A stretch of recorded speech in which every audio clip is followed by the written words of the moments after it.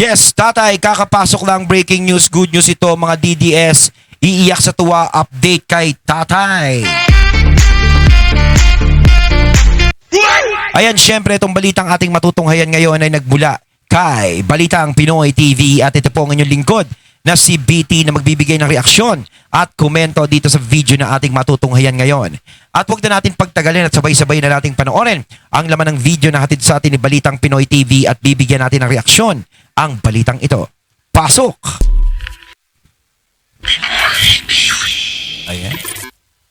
Okay, at ito nga pag-usapan natin. Ayun, syempre bago natin simulan ng video ito, nais ko nga pala magbigay ng credits dito sa boses at video na matutunghayan natin ngayon at bibigyan ng reaksyon. Walang iba kundi si Sir Donmar TV. Syempre huwag niyong kalimutang suportahan ang channel ni Donmar TV, mga katunay, pakibisita po yan. At huwag niyong kalimutang mag-subscribe at mag-follow para maging updated po kayo sa mga vlogs, reactions at sa mga balita na hinahatid sa atin ni Donmar TV. Ipagpatuloy natin. Si Vice President Inday Sara Duterte.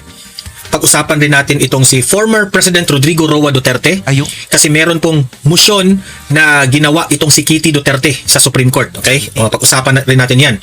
At pag-usapan natin itong parang girian, awayan dyan sa Senado, no? Sa minority at dito sa majority. Kung naalala po ninyo, nag-away-away sina Cayetano, si Robin Padilla at si Kiko Pangilinan. Okay? Pag-usapan rin natin yan itong si Senator Cayetano, no? Na ang mga senador ay gustong ipaharap si Senator Bato sa ICC, which is pumalag ang majority dito, di ba? Pilipinong-Pilipino, tapos papansinin natin itong mga dayuhan na ito, di ba? Insulto yan sa atin. Para kasi nga nangyayari noon, yung mga gusto magpaharap kay kay Senator Bato, parang gusto lang nilang gumanti kay Senator Bato kasi dumating ka pa kasi. Diba? Dapat hindi mapapalitan yung liderato, ikaw dadating-dating ka pa. That's a big insult. So yun po ang mga pag-uusapan natin, VP Sara, ang kanyang update sa kanyang impeachment, si Duterte patungkol dito sa kanyang malaking chance na makabalik si Duterte. Yan po ang good news natin ibabalita mamaya, okay? Pero bago ang lahat guys, bago natin simulan ang ating discussion, ayan, no? Don't forget guys, i-like, i-share itong video na ito para makatulong na aabot sa ating mamamayang Pilipino. At mag-subscribe na rin sa mga bago pa lang dito para updated kayo lagi, okay? Libre lang mag-subscribe, kaya subscribe na kayo. So ito yung balita, panoorin ninyo. Okay, so heto na po, pag-usapan natin ito. Malaki po ang chance na makabalik po si Tatay Digong dito sa Pilipinas, dyan sa ICC. Dahil ni Kitty Duterte. Ito po yung balita, panoorin natin. Naghain ng ikalawang mosyon si Veronica Kitty Duterte sa Korte Suprema upang hilingin ang agarang pagpapasya sa kanilang petisyon para sa writ of habeas corpus. Lain ito na ideklarang labag sa konstitusyon ang pag-aresto sa kanyang ama na si dating Pangulong Rodrigo Duterte. Sa nasabing mosyon, binigyang diin ang kampo ni Duterte na lumipas na ang 14 na buwan mula nang ihain ang mga consolidated petitions noong March 2025 nang walang malinaw na aksyon mula sa hukuman. Ginamit na basihan ng kampo ni Duterte ang Senate Resolution number 44 na pinagtibay noong Marso 17, taong kasalukuyan, na nagpapahayag ng suporta ng Senado sa pagprotekta sa mga Pilipino laban sa extrajudicial rendition at pagtiyak na mabibigyan sila ng sapat na panahon upang makahingi ng tulong sa mga lokal na korte bago ang anumang pagsuko sa dayuhang institusyon. Alam nyo, no? Wag ninyong maliitin itong ginawa ni Kitty Duterte. Sa mga hindi po na masyadong nakakaintindi sa ginawa ni Kitty Duterte dito sa Supreme Court, requesting Tatay Digong na mapauwi kaagad dito sa Pilipinas, ito po yung ginawa niya. I will explain to you in layman's term, okay? Si Kitty Duterte po ay humingi po siya sa bansa natin sa Supreme Court na to step because of her father. Okay? Pumasok siya. Ang reason niya para po ito sa kanyang tatay. Hindi po bilang presidente but alam naman natin ang kanyang tatay ay former president of the Philippines. Yes. Na ngayon ay nakadetain sa International Criminal Court sa Hague. Okay? So, heto po yung kabuuhan ng ano ang nangyayari sa ginawa ni Kitty Duterte. The core request, bring him home. Okay? Yan po ang pinaka-request ni Kitty Duterte na si Tatay Digong mapauwi dito sa Pilipinas. Yan ang hinihingi niya sa Supreme Court. Pero hindi po basta-basta yan. If you have the legal arguments at ito po'y sasang-ayunan ng Supreme Court, the Supreme Court can request the ICC na pwedeng pabalikin si Tatay Digong dito. Okay, ano ito, no? Ang request dito. Si Kitty Duterte, nag-file siya ng second na urgent motion. Kahapon ito nangyari May 12 of 2026. Humihingi po siya sa Supreme Court ng pinal na pag-akto sa mga petisyon na tinatawag nating habeas corpus. Okay? Na ito po ay nakabinbin ng 14 months already. 14 months na po ito. Ang layunin po ni Kitty Duterte dito sa Korte ng Pilipinas ang itong gobyerno na nag-facilitate ng immediate na pagbalik ni Tatay Digong dito sa Pilipinas. Yan po ang tanging layunin ni Kitty Duterte. Ano ba ang argumento ni Kitty Duterte dito? Bakit gusto niyang i-request ito sa Supreme Court? Idi syempre, isa na dito ang illegal na pagdetine kay Tatay Digong. Tama yun. Tama. Di ba? Alam naman natin na illegal talaga yung pagkaka-detain dyan, pagkakakulong ni PRRD dyan sa ICC. Ang dami nilang nilabag dyan. Ang napakarami, hindi sila dumaan sa tamang proseso. Gaya nga nito kay Senator Bato, ang hinahanap natin dito, ang hinahanap ng mga senador na naniniwala kay Senator Bato is dapat dumaan siya sa tamang proseso. Ganon din dapat si PRRD. Kaya nga kita natin ngayon, hindi basta-basta nakikialam yung mga taong na-involved dati kay PRRD. Nakita natin, diba, sila Rimulya, ganyan, di ba? Tahimik lang sila. So, ginagawa nila yung ganyan. Hindi na katulad ng dati na masyado silang parang naging di ba? Kasi parang nagsilbing leksyon na sa kanila yan. Ulitin ko, nagsilbing leksyon na sa kanila yung nangyari kay PRRD na hindi na pwedeng maulit-uli sa kanila. Kasi alam naman nila na ang nangyaring yan is talagang ang daming sabit, naging kontrobersyal. Diba? Maling-mali ang pagkakadala sa ICC kay PRRD. Dahil nga wala naman tayong jurisdiction ng ICC. Diba? At hindi naman dapat natin sinusunod kung ano ang iutos sa atin ng ICC. Kung si PRRD ay may sala, dapat dito siya nililite sa bansa natin. At dito siya nakakulong sa bansa natin. Hindi naman tumatakbo si PRRD sa mga ganyang klase. Diba? Talagang kusang siya naman talaga ang magpipresenta kung talagang kailangan talaga. Diba? Pero yan sa ICC, hindi naman dapat sinusunod yan Bakit ba tayo sumusunod yan? Diba? May gobyerno tayo, buhay, tumatakbo ang gobyerno natin. Kasi parang sinabi naman natin, parang sinabi nyo naman na, ano yung gobyerno natin? Baldado. At yung Supreme Court natin, may korte tayo dito, gumagana yung hustisya sa atin. Ano tingin nyo sa korte sa atin? Estatwa? Mga manikin yung mga judge doon. Di ba parang napaka-insulto yung nangyari na yan. Tapos ito uulitin na naman kay Senator Bato. Na kahit iwagayway mo ng iwagayway yung warrant of arrest kay Bato de la Rosa, kay Senator Bato, hindi pa rin tatalab yan. Kung legal yan sa ICC, illegal yan dito sa Pilipinas. Di ba? Kahit magpadala pa sila ng ganyan, kailangan idaan nyo muna yan. Uulitin ko, idaan nyo muna sa korte dito sa atin at yung korte ang magdidesisyon yan. Yung korte ang magpapadala niyan. Yung korte dito sa atin. Para tumalab yan. Diba? Okay lang sana kung nasa jurisdiction tayo ng ICC. Kahit magpadala sila ng ganyan, ura-urada, sigurado ibibigay nila si Bato. Diba? Para kasing nawili kayo sa ginawa nyo kay PRRD. Nawili sila na nagawa nga natin kay Digong to Hindi pwedeng hindi natin magawa kay Bato to. Kaso nga lang medyo hinirap kayo na expected nyo na mangyayari kay Bato yung nangyari kay Tatay Digong. Illegal detention. Okay? Yan po ang isinusulong ni Kitty Duterte na dapat ipauwi, pabalik si Tatay Digong kasi yung pag-capture niya, parang kinidnap siya doon Tinatawag itong illegal detention. Ang legal team ni Kitty Duterte, ang argument nila na ang pamamaraan ng pagka-aresto ni Tatay Digong papunta doon sa ICC ay unconstitutional po ito. Yes. Okay? Imamantakin nyo, wala silang sapat na warrant of arrest. Di ba? Kung matatanda Yung warrant of arrest, binabasa lang sa cellphone.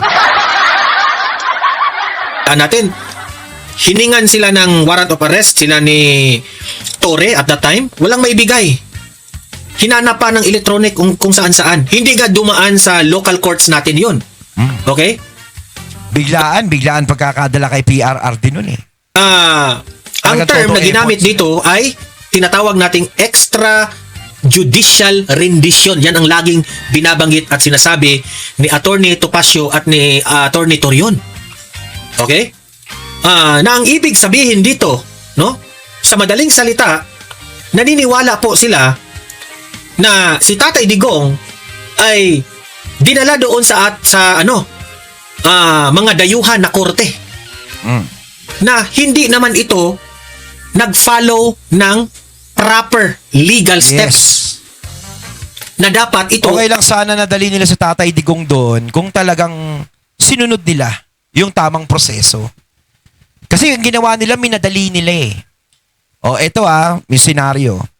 Yung panahon na dinala si Tatay Digong sa ICC, yan yung panahon ng eleksyon. Di ba mga katunay? Yan yung panahon na mag-i-eleksyon. Na alam naman natin kung sino yung ini-endorso ni Tatay Digong is talagang nananalo. So para siguro iniisip natin, hindi lang naman ako nag-iisip, pati yung ibang mga kababayan natin na nakakatsikahan natin, is baka kaya dinala si Tatay Digong doon para humina yung alyansa ng mga Duterte. Kaso nga lang, hindi nila ini-expect na kahit wala si Tatay Digong, ay mamamayagpag pa rin ang alyansa ng mga Duterte. At lalong nakakuha ng malakas na simpatsya sa mga tao yung pagkakadala kay PRRD sa ICC. At eto na naman at nauulit na naman ngayon kay Senator Bato. Bakit? Ayaw man namin isipin yung mga ganitong bagay, pero pumapasok sa isip namin eh. 'Di ba? Bakit? Dahil ba si Senator Bato ay nakadagdag sa bilang para magpalit ng liderato ang Senado? 'Di ba? At dahil ba ito sa impeachment ni VP Sara Duterte? Na baka ine-expect nyo na baka mamaya pag si Bato nandiyadyaan sa labas at gawin na natin yung impeachment ni Sara Duterte, baka isa yan sa bumoto ng no to impeach VP Sara. Diba? Baka mamaya hindi ma-impeach si Sara Duterte. Yun ba ang kinatatakot natin? Diba? Alam nyo, sa totoo lang, dapat lumaban na lang tayo ng patas eh. Kaya tama yung sinabi ng Senator Alan. Huwag na natin gawan ng kung ano-ano pang issue si Sara Duterte. Napakarami ng problema ng bansa natin na dapat lutasin. Hindi pa nga tapos tong flood control project. Diba? Talunin nyo na lang sa eleksyon. Diba? Kasi parang inaamin nyo dito, hindi nyo siya kayang talunin sa eleksyon eh. Ngayon, yung sa Kamara, yung 200 plus na bumoto ng impeachment kay BP Sara, merong mga iba doon na nagsasabi na kaya sila nag-yes kasi para maipagtanggol ni BP Sara yung sarili niya. Para yung mga paratang sa kanya ay masagot na. Para matapos na. Kung tutusin sa isang banda, kahit papaano may katwiran naman kayo. Pero syempre, para sa akin kasi, yung ginawa nyo is parang panghuhusga. Yun nga yung sinasabi ng iba, parang panghuhusga kay BP Sara na kaya ka nag-yes is parang inaamin mo na meron siyang kasalanan talaga. No? Si BP Sara naman, haharap naman yan at haharap eh. No? Eto, kung naisampay ang impeachment na yan sa Senado, haharap naman yan. Kaso nga lang, nakakatakot yung gagawin pagharap niyan. Handa ba kayo sa mga maririnig nyo o makikita nyo sa pagharap niyan? Diba? Lalong-lalo na merong bloodbath. ay i-require ito sa ating Philippine law. Yan ang pinakaunang argumento ni Kitty Duterte. Okay? So dapat ipauwi si Tatay Digong kasi illegal yung ginawa niya papapunta doon. Oo. So yan ang hinihingi niya sa Supreme Court ngayon. And bakit ang sabi pa ni Kitty Duterte dito, ngayon na. Okay? Yan po ang request niya sa Supreme Court na ngayon na. Urgency. Now na. Now na. Ngayon na. Bakit? Bakit ngayon na? Bakit may karapatan po na mag-request si Kitty Duterte ng ganyan? Na meron po itong dalawang major na pangyayari. Recently na nakatrigger dito. Okay? Ito. Ang ICC trial nagkumpirma noong April 23 of 2026. Ang ICC nag-opisyal silang nagkumpirma sa mga charges ni Tatay Digong sa crime against humanity, meaning yung full trial is definitely going ahead. Yan ang una. Ang pangalawa, itong tinatawag na the Senate standoff. Senate standoff. Just a day before her filing, there was a dramatic scene where NBI agents tried to arrest Senator Bato de la Rosa inside the Senate building on a similar ICC warrant.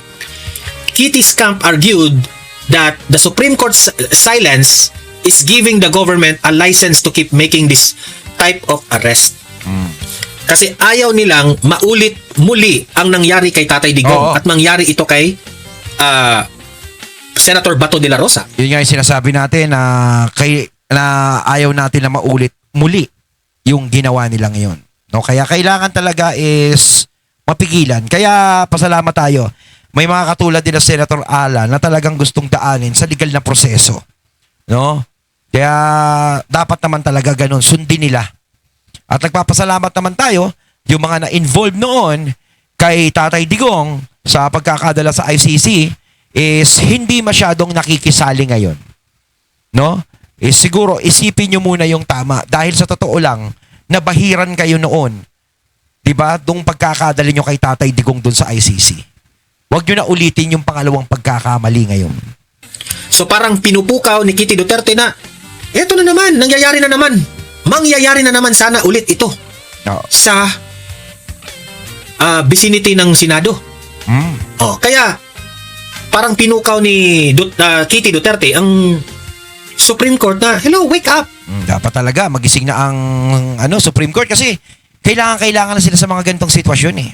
'Di ba? Hello, Supreme Court. Ano na? Tira na. It's gonna happen again. Parang ganun. Hahayaan lang ba natin ito? Parang ganun. Okay? Kaya nga urgent eh. Okay? Urgent. Now. Now na. Kaya nga sa mga interviews at mga sinabi lately ni Senator Bato, dapat dadaan muna itong ICC sa tamang proseso. Yes. Hindi na sila basta-basta na lang mandadampot ng mga Pilipino tapos dalhin ka agad doon sa Hague. Oo, kasi parang binibigyan na natin ng access ang ICC dito na kahit sino pwede na nilang damputin. 'Di ba? Parang binibigyan natin sila ng karapatan. Kaya nga, bakit? Nasaan ba tayo? ICC na ba ang dapat nating sundin ngayon? 'Di ba? Linawin nyo naman. Sabihin nyo sa amin, i-announce nyo na ICC na po ang dapat nating sundin ngayon. At ihihinto na po namin ang Supreme Court. Ganun ba? Ganun ba gusto nyo mangyari? Ganun na lang, para maintindihan namin. 'Di ba? Kasi kawawa naman yung mga ibang tao na gustong kunin nilang ng ICC basta-basta. 'Di ba? Yung tipong nandito ka sa Pilipinas, buhay na buhay ang gobyerno, ang hustisya sa atin gumugulong. Tapos ganyan, may pumapasok, may nanghihimasok na ganyan. ICC. Wala na tayong respeto diyan sa ating saligang batas natin diyan. Yes. Diba? Useless. Gawa tayo ng saligang batas tapos hindi naman pala nirerespeto ng mga dayuhan. Yes. Yan ang point ni Bato. Kasi po, ang argumento po sa legal team ni Bato, wala po silang karapatan. Yes. Para itong mga dayuhan na ito, lilitisin ang isang Pilipino sa kanilang rules, sa kanilang law doon. May sarili po tayo eh. Yes. Ang sabi ni Bato, tanungin nyo muna ang Supreme Court kung papayag ba ang Supreme Court na dalhin ako doon. Oo. Ang may jurisdiction po kay Bato, o sabi ni Bato, ang may jurisdiction po sa akin, ang Supreme Court. Oo. Di ba? Bakit kayo ngayon? Supreme Court ang magdedesisyon ng kapalaran niya. 'Di ba? Talagang dito kung papayagan ba siyang dalhin doon? Papayag ba yung Supreme Court na dalhin siya doon sa ICC? Pero sa tingin ko baka hindi rin pumayag ang Supreme Court. Kung talagang dapat titisin si Senator Bato, di dapat dito na sa Pilipinas. 'Di ba? Yun lang naman eh. Yun lang naman hinihiling niya eh. Ngayon, kung galit yung mga tao kay Senator Bato, yung mga naging biktima ng war on drugs, handa naman si Senator Bato. Basta dito sa Pilipinas, ba't kailangan pa ng ICC? Sko, gagastos pa kayo papunta ni Senator Bato doon sa ICC? Dito na sa Pilipinas, pagkalapit-lapit lang? Oh. Kung sana ba kung sagot ng ICC yung pa-aeroplano ni Senator Bato papunta ron eh. Ano, saan nyo kukuha? Dadalhin nyo sa Senator Bato doon. Tapos, ang gastos galing sa taong bayan dito sa Pilipinas. Kaya ng ginawa nyo kay PRRD, di ba? Pumasok kayo dito sa Pilipinas at nagbida-bida kayo. Hindi nyo ako pagmamayari. Parang ganun ang sinabi ni Bato. Hindi nyo ako pagmamayari. Pagmamayari po ako sa Supreme Court. Ang Supreme Court po ang may karapatan na mag-question sa akin kung meron man akong kasalanan. Parang ganun. Okay? So, ano ba talaga ang hinihingi ni Kitty Duterte dito sa Supreme Court? Okay? Ang hinihingi niya dito ay pagdeklara ng na itong ginagawa nila kay Tatay Digong is an illegal arrest. Okay? Si Kitty Duterte po gusto niya na ang korte na magsabi na itong pag-aresto at pag-transfer sa ICC kay Tatay Digong ay hindi po ito dapat nangyari. Under sa ating konstitusyon sa Pilipinas. That is what is trying to argue with the Supreme Court. Nasasang-ayunan si Kitty Duterte dito. Okay? At isa pa, dapat raw protektahan ang soberentiya ng Pilipinas. Yan ang argument ni Kitty Duterte. Kasi po ang Pilipinas ay nag-withdraw na sa ICC noong 2019. Tama. So wala na pong power ang ICC sa mga Pilipino. Yan ang point ni Kitty Duterte. Pero bakit ngayon, kahit wala na silang karapatan sa atin, dinala pa rin si Tatay Digong? Okay? Tapos, ang gustong mangyari, last but not the least, ang gustong mangyari ni Kitty Duterte na maputol itong paghihintay ni Tatay Digong doon. Kasi mataas na proseso yan eh. Gusto niyang maputol. Ang mga lawyer na nagsasabi na 14 months nang si Tatay Digong nakabinbin doon sa loob ng ICC para maghintay sa desisyon. Okay? At ito'y tinatawag na grave denial of liberty. Na ang gustong mangyari ni Kitty Duterte dito na agad-agad ma-fix ito. Immediately. Yan ang request ni Kitty Duterte. Ayun, natating natin kaya ng video na nagmula kay Balitang Pinoy TV at syempre natin kaya natin ang boses at video na yan na binigyan natin ng reaksyon na nagmula kay Sir Donmar TV. Kayo mga katunay, ano masasabi niyo tungkol dito? Comment lang po kayo sa comment box. So once again, I'm BT and I'm out. Peace.